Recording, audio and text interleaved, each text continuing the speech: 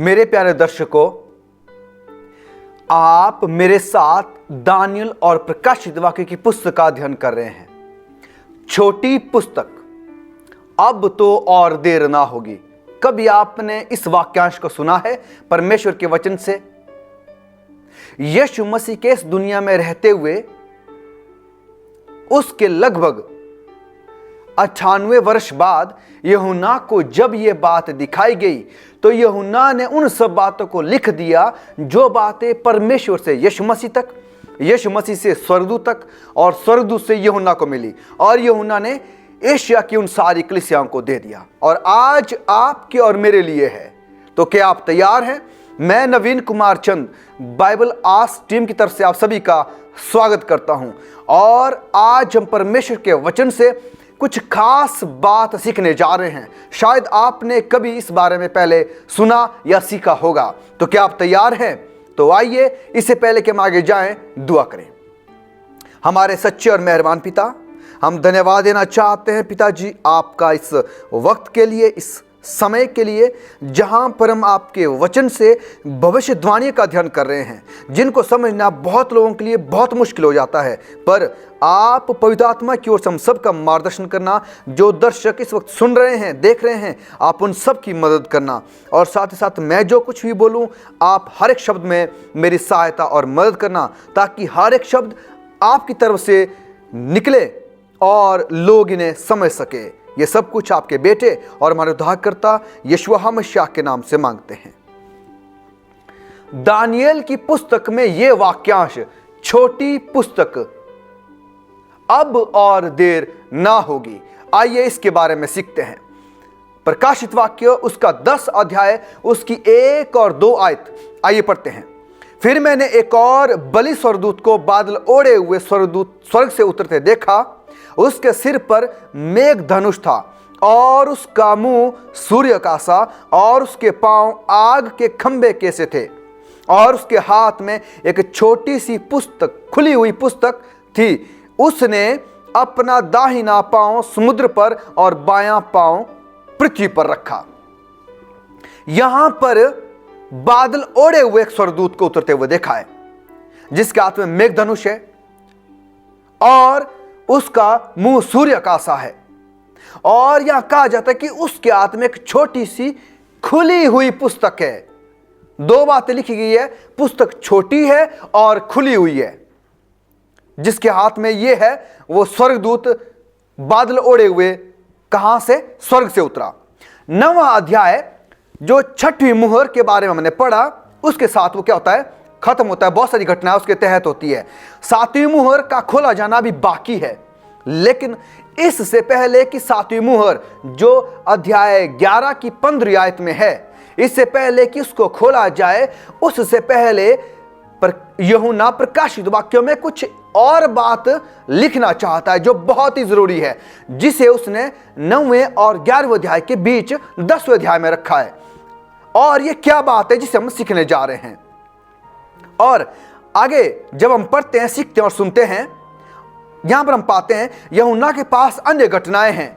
हमने देखा कि शुरुआत से कि कुछ दर्शनों को देखने के बाद यूहन्ना कुछ बातें बीच में डालता है, जैसे इस छोटी खुली पुस्तक को यहां पर वो लिखने जा रहा है, और वो अवसर ढूंढता है कि कब मैं उन बातों को उनके बीच में लिखूं जो जिनका जानना आपके और मेरे लिए बहुत जरूरी है।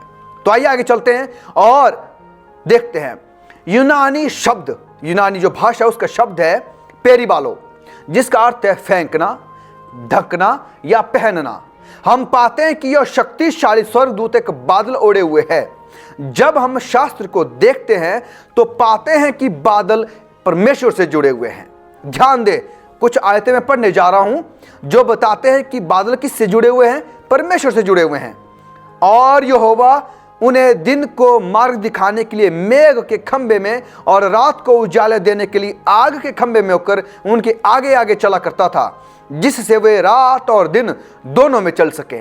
निर्गमन उसका 13 अध्याय उसकी 21 आयत में यह बात लिखी गई है। एक और आयत में पढ़ना चाहता हूं, निर्गमन उसका 19 उसका 9 आयत। तब यहोवा ने मूसा से कहा, सुन, मैं बादल के अंधियारे में होकर तेरे पास आता हूं। यहां पर ही हमने देखा कि बादल जो परमेश्वर से जुड़े हुए हैं। और एक और आयत दानियल 7:13, मैंने रात में स्वप्न देखा और देखो मनुष्यों के संतान सा कोई आकाश के बादलों समेत आ रहा है। फिर से यहां पर परमेश्वर से बादल जो वो जुड़े हुए हैं। अब हम कुछ और बात देखते हैं यीशु मसीह के जीवन में।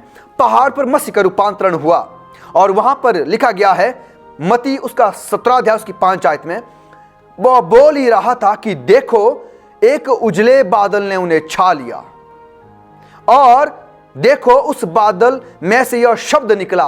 कहां से? बादल में से शब्द निकला कि यह मेरा प्रिय पुत्र है जिससे मैं प्रसन्न हूं, इसकी सुनो। बार बार हम पढ़ते आ रहे हैं कि बादल परमेश्वर से जुड़े हुए हैं। यीशु मसीह का स्वर्गारोहण और दूसरा आगमन यानी कि प्रेरितों का काम 1:9 में लिखा गया है कि जिस तरह से तुमने उसे स्वर्गारोहण होते हुए देखा है उसी प्रकार से क्या करेगा, वो लेने के लिए दूसरे आगमन में आएगा। प्रेरितों का काम 1:9 में यह बात लिखी गई है। और साथ ही साथ प्रकाशित वाक्य 14:14 में भी इस बात को लिखा गया है। प्रकाशित वाक्य 1:7 में भी इस बात को लिखा गया है, देखो वो बादलों के साथ आने वाला है। तो मेरे प्यारो, इसका क्या मतलब है? वो स्वर्गदूत जो बादल ओढ़े हुए था वो कौन है? मेरे प्यारो, वो यीशु मसीह हैं। आइए देखते हैं। हमने प्रकाशित वाक्य 4:3 में इस प्रतीक को देखा है। पहले भी हम इसको पढ़ चुके हैं। यहेजकेल 1:26-28 में आप पढ़ सकते हैं। और यह पाया कि परमेश्वर एक वाचा को बनाए रखने वाला परमेश्वर है और वो सिर्फ न्याय और दयालु है।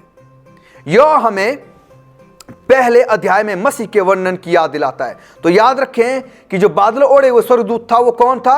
वो यीशु मसीह था। और यीशु मसीह के हाथ में क्या है? वो छोटी सी खुली हुई पुस्तक है। यूनानी एक शब्द है बिबलारिडियन, जिसका अर्थ है छोटी सूची पत्र या छोटी सी पुस्तिका। नए नियम में ग्रंथ सूची केवल वर्तमान अध्याय में दिखाई देती है। जैसा कि प्रकाशित वाक्य 5:1 में परमेश्वर के हाथ में एक स्क्रोल होता है जिसको बिब्लियन कहा जाता है। यह छोटा स्क्रोल विशिष्ट रूप से बहुत छोटा है। यहेजकेल 2:9 के प्रतीकवाद की तुलना करें, आप वहां पर देख सकते हैं। तो यह छोटी सी पुस्तक क्या है? सवाल यह है। जो यीशु मसीह, जो बादल ओढ़े हुए स्वर्गदूत है, जो यीशु मसीह है, वो क्या करते हैं? एक छोटी सी पुस्तक लिए हुए स्वर्ग से उतरते हैं। तो छोटी पुस्तक क्या है? इस बात का विशेष उल्लेख करने के लिए कि पुस्तक खुली हुई है। इसका अर्थ है कि किसी समय पुस्तक को बंद हुआ होना चाहिए या वो मुहरबंद की गई पुस्तक थी। इससे हमें किस तरह की किताब कहां मिलेगी? इस तरह की किताब को ढूंढना या खोजना बहुत जरूरी है। कहां हमें यह किताब मिल सकती है? आइए उसके बारे में और आगे चलते हैं और उसका अध्ययन करते हैं। तो यह साबित करने के लिए कई कारण हैं कि यह पुस्तक जो है, छोटी खुली हुई पुस्तक जो है, वो दानियेल की पुस्तक है। अब आप सोच रहे होंगे कि आप कैसे कह सकते हैं? आइए इसके बारे में जानकारी हासिल करते हैं।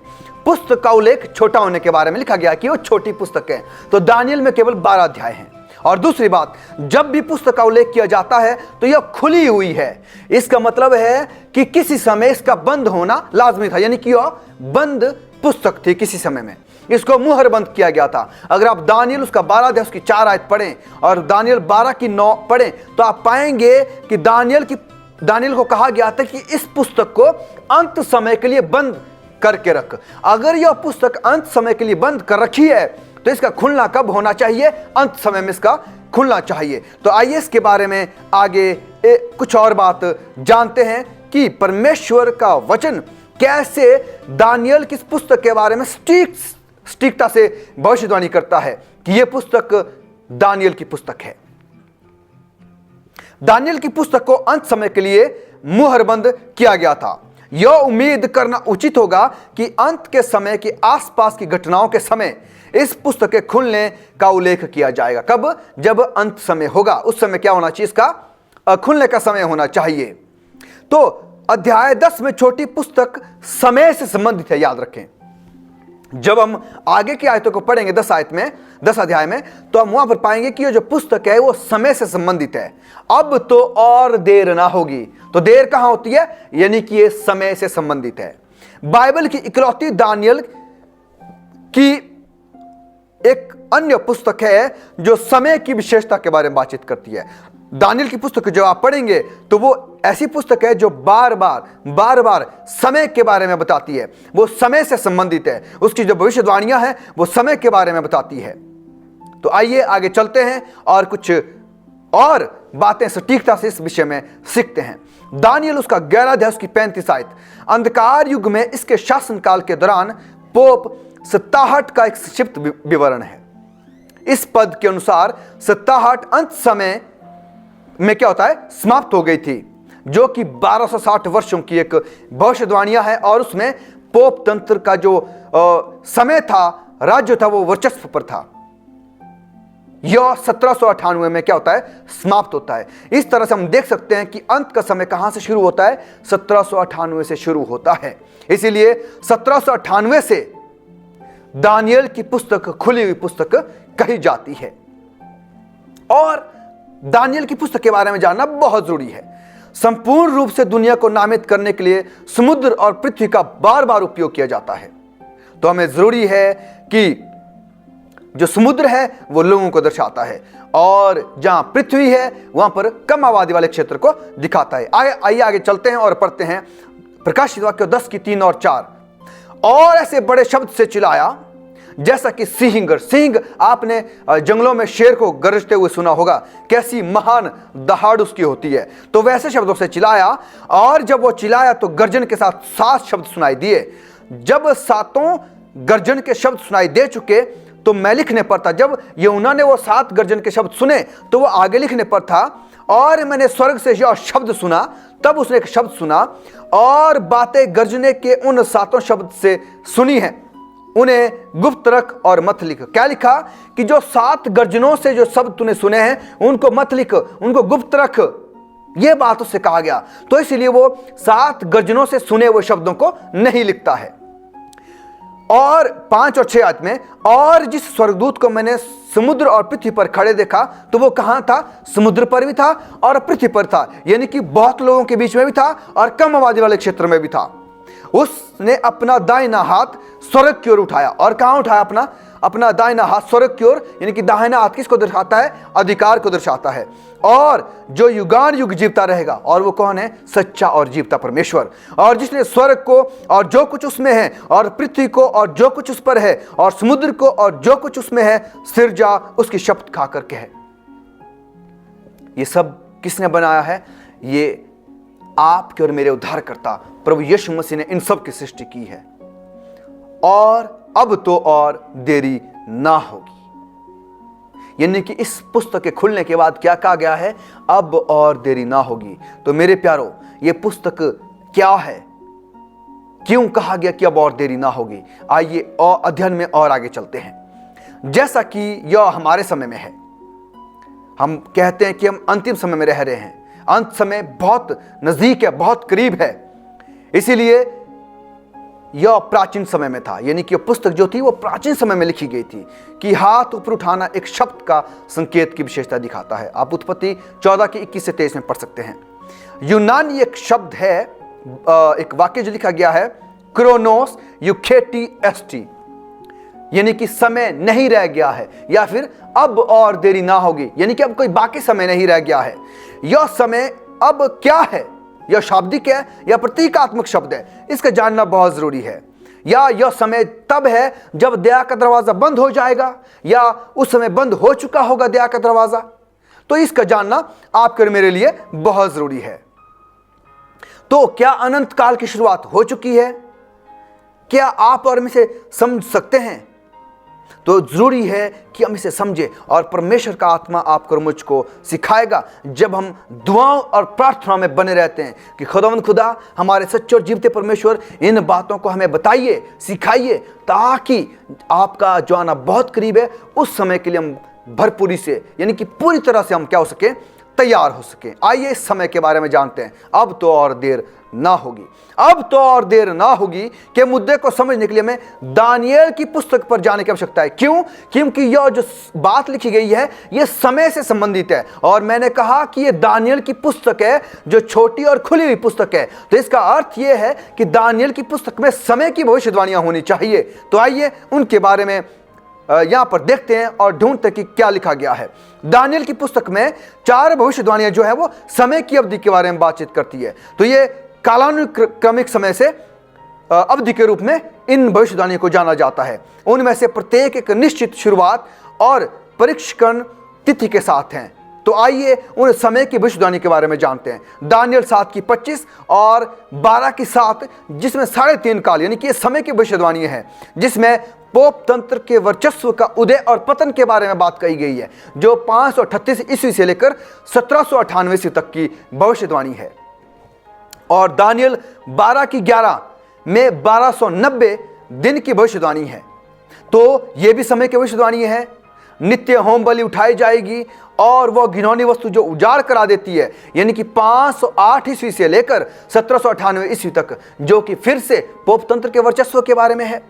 दानियल 12 की 12 में 1335 दिन की भविष्यवाणी है, 1335 दिन की भविष्यवाणी है। दानियल और संत न्याय के लिए बहुत कुछ करते हैं, जो कि 508 ईस्वी से लेकर 1843 और 44 ईस्वी तक है, अर्थात जब न्याय का समय शुरू होता है। अगर आप जानना चाहते कि न्याय का समय कब शुरू हुआ है, तो आप दानियल उसके 8 अध्याय की अध्ययन में चले जाएं। वहां पर आपको इसके बारे में पता चलेगा कि कैसे 1844 से न्याय जो वो शुरू हो चुका है। दानियल 8 की 14 ये फिर से समय की भविष्यवाणी है। इसमें हम 2300 दिन की भविष्यवाणी पढ़ते हैं। इस तिथि के करीब ही पवित्र स्थान का शुद्धिकरण या न्याय शुरू हो जाएगा, यह बात यहां पर कही गई है। तो 457 ईस्वी पूर्व से लेकर 1840 तक की ये भविष्यवाणियां हैं, यानी कि 2300 दिन की भविष्यवाणियां हैं। तो दानियल एक खुली हुई पुस्तक है और यह समय के बारे में बात करती है। समय की भविष्यवाणियां इस पुस्तक में दी गई है। आइए आगे की आयतों को पढ़ें और देखते हैं कि आगे यूहन्ना को क्या दिखाया जाता है। वरन 7वें स्वर्गदूत के शब्द देने के दिनों में जब वह तुरही फूंकने पर होगा, तो परमेश्वर का गुप्त मनोरथ उस सुसमाचार के अनुसार जो उसने अपने दास भविष्यद्वक्ताओं को दिया पूरा होगा। और जिस शब्द करने वाले को मैंने स्वर्ग से बोलते हुए सुना था, यहां पर यूहन्ना कह रहा है, और वो फिर मेरे साथ बातें करने लगा। जिसका शब्द सुना था यूहन्ना ने, फिर वो जो क्या करने लगा, बातें करने लगा, यानी कि यीशु मसीह फिर उनसे बातें करने लगे कि जा, क्या कहा अब कि जा, जो स्वर्गदूत समुद्र और पृथ्वी पर खड़ा है, क्या कहा कि जो स्वर्गदूत समुद्र और पृथ्वी पर खड़ा है उसके हाथ में की खुली हुई पुस्तक ले ले। उसके हाथ में जो खुली हुई पुस्तक थी उसको क्या कर दे, उसको ले ले। ये बात यहां पर 7 और 8 में कही गई है। और 9 आयत में, और मैंने स्वर्गदूत के पास जाकर कहा, यूहन्ना कहता है कि मैं स्वर्गदूत के पास गया और कहा, ये छोटी पुस्तक मुझे दे। और उसने मुझसे कहा, ले इसे खा ले, और यो तेरा पेट कड़वा तो करेगी, पर तेरे मुंह में मधु सी मीठी लगेगी। यहां पर जब कहा यूहन्ना को कि इस पुस्तक को क्या कर ले, ले और खा ले, खाने का क्या मतलब है? खाने का मतलब है इसको पढ़ना, इसका अध्ययन करना, इसकी गहरी बातों को खोज निकालना। खाने का यह मतलब है मेरे प्यारों। तो जब यूहन्ना को यह पुस्तक दी गई तो क्या मतलब था उसका, कि इसको खा ले, यानी कि इसका अध्ययन कर, इसको पढ़। और कहते तेरे पेट तो कड़वा करेगी ये, पर तेरे मुंह में कैसी होगी, मधु सी मीठी होगी। तो इसको सीखने के लिए आइए पहले आगे चलते हैं और फिर जो इस बात को पूरा सीखेंगे। 10 आयत में, मैं वो छोटी पुस्तक उस स्वर्गदूत के हाथ से लेकर खा गया, वो मेरे मुंह में मधु सी मीठी तो लगी, पर जब मैं उसे खा गया तो मेरा पेट कड़वा हो गया। और 11 आयत में, तब मुझसे कहा गया। तो यहां पर हम क्या देखते हैं, यूहन्ना कहता है कि मुझसे कहा गया कि यह छोटी पुस्तक जो खाने को कहा था मैंने उसे खा लिया, और कहते मेरे मुंह में मधु सी मीठी लगी, पर मेरा पेट क्या हो गया, कड़वा हो गया जब मैं उसे खा गया। तो मेरे प्यारों, ये दानियल की पुस्तक है जो छोटी और क्या है, खुली हुई पुस्तक है। तो इसको खाने का मतलब है इसका अध्ययन करना, इसको पढ़ना, इसकी गढ़ी हुई बातों को सामने लेकर आना। और ये बात विलियम मिलर ने कही, यानी कि उसने इस बात को पूरा किया। विलियम मिलर ने जब बाइबल को पढ़ना शुरू किया तो वो जब दानियल उसका 8 अध्याय उसकी 14 आयतें पहुंचे तो उनको लगा कि यीशु मसीह का आना बहुत जल्द है। और उन्होंने बहुत अध्ययन किया। वो बाइबल का अध्ययन करते गए और सबसे ज्यादा उन्होंने दानियल की पुस्तक का अध्ययन किया, जो कि एक खुली हुई पुस्तक थी उनके सामने, जो कि एक छोटी पुस्तक तो थी लेकिन वो खोली गई पुस्तक थी। और उन्होंने जब उसका अध्ययन किया तो उन्होंने एक तारीख निकाली कि 22 अक्टूबर 1844, और ये तारीख जब निकाली उन्होंने और उनके समूह ने उसका बहुत अध्ययन किया। और 22 अक्टूबर 1844 का समय निकालने के बाद उन्हें यह लगा, उन्होंने ये प्रचार करना शुरू कर दिया कि यीशु मसीह 22 अक्टूबर 1844 को आने वाले हैं। और मुंह में मधु सी मीठी लगी। कहने का मतलब जब उन्होंने अध्ययन किया तो बहुत मीठा, बहुत ही अच्छा स्वाद था उसका। क्यों? यीशु मसीह उनको लेने आने वाले थे, अपने बच्चों को लेने आने वाले थे 22 अक्टूबर 1844 को। और ये खुशी की लहर पूरे जगत में फैल गई, उस पूरे इलाके में फैल गई, और बहुत सारे लोग यीशु मसीह के आगमन के लिए क्या हो गए? इकट्ठे हो गए। उन्होंने इंतजार करना शुरू कर दिया 22 अक्टूबर 1844 का। बहुत खुश थे लोग कि यीशु मसीह बहुत जल्द आने वाले हैं। तो बाद में लिखा गया है कि जब वो पेट में गई तो वो कड़वी लगी मेरे पेट में। इसका अर्थ है कि जब ये बात मीठी लगी उन्हें, बहुत आनंदित में लगी, बहुत खुश वो हुए। पर जब बाद में 22 अक्टूबर 1844 को यीशु मसीह नहीं आए, जब उनका आगमन नहीं हुआ, तो यह कड़वी लगी ये बात।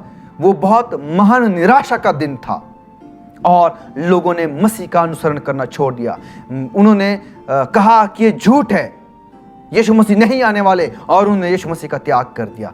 पर विलियम मिलर और छोटा जो समूह था वो फिर से उन्होंने अध्ययन किया, फिर से उन्होंने बाइबल को पढ़ा, फिर से दानियल की पुस्तक को उन्होंने अध्ययन करना शुरू किया। और उन्होंने पाया कि दानियल 8:14 का मतलब ये नहीं है जहाँ लिखा गया है कि उसको जो 2300 साल की जो भविष्यवाणी वहां पर की गई है, और लिखा गया है कि पवित्र स्थान को शुद्ध किया जाएगा। तो उन्होंने ये निष्कर्ष निकाला कि यीशु मसीह इस संसारिक पवित्र स्थान को शुद्ध करने के लिए वो यहाँ पर आ रहे हैं। पर यह संसारिक पवित्र स्थान को शुद्ध करने का मतलब नहीं था। इसका मतलब था कि उस समय से न्याय जो वो शुरू हो चुका है, यानी कि यीशु मसीह पवित्र स्थान से महापवित्र, जो स्वर्गीय पवित्र स्थान है, उसमें पवित्र स्थान से महापवित्र स्थान में उन्होंने प्रवेश किया, और न्याय आपका और मेरा शुरू कर दे, जो आदम से शुरू हो चुका है। तो आप और मैं न्याय के समय में रह रहे हैं। तो दानियल की पुस्तक है जो छोटी और खुली हुई पुस्तक है, और साथ ही साथ मीठी कैसे लगी? जब उन्होंने उसका अध्ययन किया तो वो मुंह में मधु सी मीठी लगी, क्योंकि उन्हें लगा कि यीशु मसीह बहुत जल्द आने वाले हैं और हम सबको स्वर्ग ले जाने वाले हैं। पर बाद में जब यीशु मसीह नहीं आए तो वो कड़वी लगी, यानी कि वो बात पूरी नहीं हुई। और जब उन्होंने और अध्ययन किया तो पाया कि ये न्याय के समय के बारे में भविष्यवाणी थी। तो मेरे प्यारो, क्या आप और मैं इस वचन को ध्यान से पढ़ते हैं? इसलिए जरूरी है कि हम परमेश्वर के वचन को ध्यान से पढ़ें। 11 आयत कहती है, तब मुझसे यह कहा गया कि तुझे बहुत से लोगों, तब यूहन्ना को कहा गया कि लोगों, जातियों और भाषाओं पर और राजाओं पर और भविष्यवाणी करनी है। और जो और भविष्यवाणी करनी है वो यहाँ से आगे हम पढ़ेंगे। 11 अध्याय की भविष्यवाणी जो हम वो अगली वीडियो में हम सीखेंगे। और आशा करते हैं कि आज आप कुछ खास बात सीखे होंगे आज के इस अध्ययन से। अगर आप कुछ खास बात सीखे हैं तो जरूर आप कमेंट करें। आपका कोई भी सवाल है आप कमेंट में लिख सकते हैं। और आपसे दरख्वास्त है कि यीशु मसीह का आना बहुत जल्द है, इसलिए दानियल और रेवलेशन की पुस्तक का अध्ययन करना बहुत बहुत बहुत जरूरी है मेरे प्यारों। ये बहुत आवश्यक है। हो सकता है कि आप सोचें कि हमें ये समझ में नहीं आती है, पर परमेश्वर का आत्मा आपको और मुझको सिखाने के लिए तैयार है। तो क्या आप परमेश्वर से मांगते हैं कि परमेश्वर मुझे दानियल और प्रकाशित वाक्यों, जिसमें भविष्यवाणी की बात की गई है, अंत समय के बारे में बात की गई है, आपके आगमन के बारे में बात की गई है, उसके बारे में मैं सीखना चाहता हूं, मुझे आप सिखाएं। तो परमेश्वर आपको मुझको सिखाने के लिए तैयार है। तो आइए हम उसका अध्ययन गहराई से करें, परमेश्वर से प्रार्थना से करें। क्या आप तैयार हैं?